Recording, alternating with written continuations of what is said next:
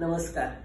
आपण आज रामायणातील एका आदर्श मातेचं चरित्रांचा अभ्यास करणार आहोत.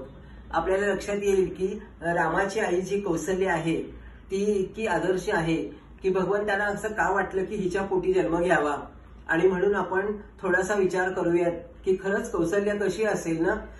तसं बघायला गेलं तर भावनात्मक रामायणामध्ये तिचं अतिशय सुंदर वर्णन केलेलं आहे.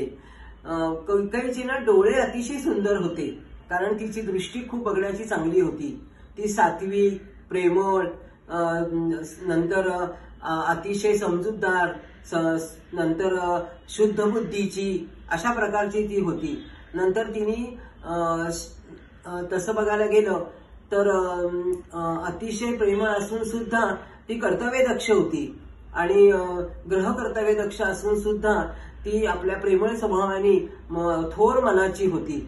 आणि म्हणून राम तिच्या पोटी जन्माला आले, कारण हे वशिष्ठांनी ओळखलं होतं की अशाच स्त्रीच्या पोटी विष्णू अवतार घेतील, आणि हे त्यांना माहिती होतं.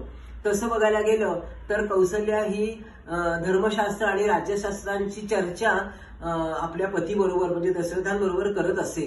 तिने स्मृती आणि वेद यांचा अभ्यास केलेला होता. तसं बघायला गेलं तर शांत चित्ताने ती स्वतःचं कर्तव्य करत असे आणि आपल्या ध्येयाकडे नेहमी लक्ष ठेवत असे, आणि हेच गुण तिच्या रामाच्या मध्ये उतरलेले आहेत. आणि म्हणून ही जी कौसल्य आहे ती अतिशय गुरुमाता म्हणून पण प्रसिद्ध आहे. कारण ग्रह कर्तव्य दक्ष करत असताना सुद्धा तिन्ही जेव्हा तिघी जणी एकत्र येतात, म्हणजे रामाला 3 आई असतात, त्या तिघी एकत्र येतात, त्यावेळेला ती खूप समजूतदारप्रमाणे वागते. आणि तिची सकारात्मक दृष्टी अशी असते की डावा हात उजव्या हाताला लागला तर ते काय मानायचं, ते चालूच असतं असं. त्यामुळे ती समजवून घ्यायची.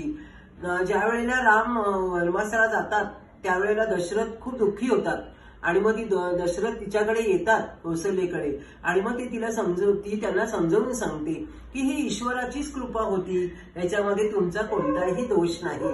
म्हणजे किती तिच्याजवळ समजूतदारपणा होता. दुसरी गोष्ट म्हणजे ज्या वेळेला भरत आजोळावरून परत येतो त्यावेळेला तसं बघायला गेलं तर सामान्य स्त्रीच्या मनात काय आलं असतं, परंतु कौसल्या इतकी थोर मनाची की ती भरताला म्हणते की तू कुळाची कीर्ती वाढवणार आहेस आणि मला तेच बघायचं आहे. म्हणजे किती धीराची म्हणायची ती. अशा ह्या सगळ्या गुणांच्यामुळेच भगवंत तिच्या पोटी जन्माला आले.